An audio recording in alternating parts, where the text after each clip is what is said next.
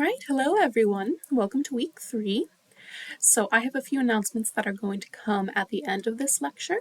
But for now, I'm going to start us off by introducing you to our EBSCOHost databases, like I mentioned last week. In this same lecture, I'm going to lead you through the various factors that we take into consideration when we're evaluating a source in terms of whether or not this is actually a credible source and whether or not it's something that you want to use in the research that you're doing. And it's going to be especially relevant to the homework that you're doing this week, and I'm going to take us through an example of how to actually do that homework. All right, and let's see. At the time of my recording this, it seems that we have a pretty even split between those who are interested in practicing APA citations and those who are interested in the MLA format. So I am going to give you separate folders so you can determine whether or not you want to do the APA route or the MLA route and do the required readings and videos from those, and I'll get a bit more into that when we get to the end of the lecture. Let's see. So we are now going to pivot into how to find and use the EBSCOHost databases.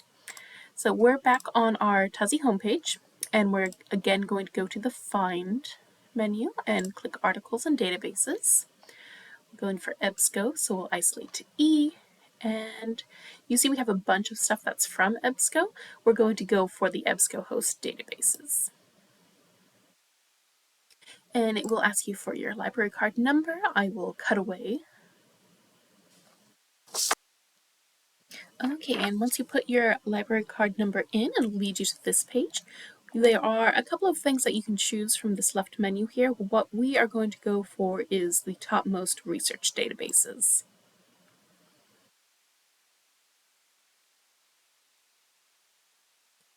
And then it's going to take you to a page where you can choose which databases that you want to search through. Some of these, like Agricola, you would have seen when we were looking through our general list of databases that we already have linked on TUSI. But you can also choose to select all or deselect all, or you can go through and choose as many or as few of these as you want that you think will be pertinent to your research. I am, for the sake of saving time, just going to select all, and this is going to, like it says, because it's going to go through everything, it might slow everything down a bit. So if you wanted to have a quicker and more pertinent result list, you can go through and see which ones are actually going to be relevant to you. And we're going to continue. And this should look fairly familiar. It's a lot like the discovery search that we were looking at last week through TUSI. You can see that there's the Boolean phrase option if we want to do that, or find all my search terms. And a lot of these are very similar to what you can change and go through in the advanced search on the TUSI discovery search, so I won't go through these and linger on them too much. But if you have any questions, always feel free to reach out to me. I'm very happy to work with you. Okay, so we're still looking at mermaids in art. We're just going to go for that phrase for now.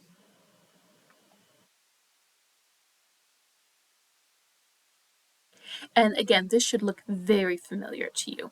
Instead of having the Elisagovic logo over here, it does say EBSCOHost, but otherwise a lot of what is showing up is going to be in the same format that we were seeing in the discovery search. So everything on the left side, or most of the things on the left side, are going to be very similar in the refine results menus. What might be changed? If you decide that you do want to limit what databases you're searching, you can do that at the bottom here, and that might prove useful.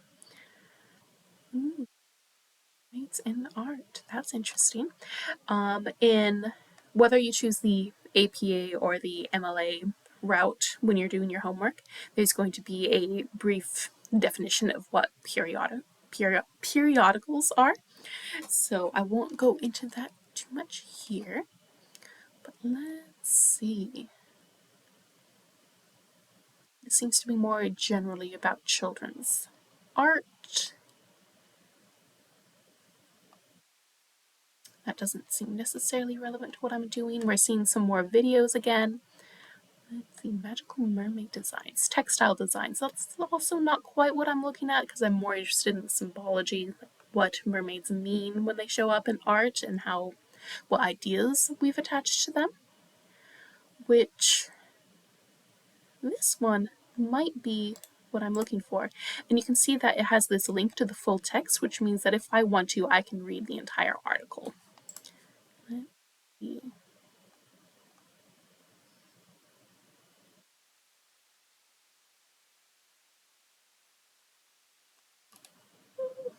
It's still possible that I could use this. Continuing on, we see various things. Is it art? And mermaids in art. We're continuing through. Okay, I'm going to cut away as I continue to look through this until I get a solid list of potential ones to go through, and then I will bring you back.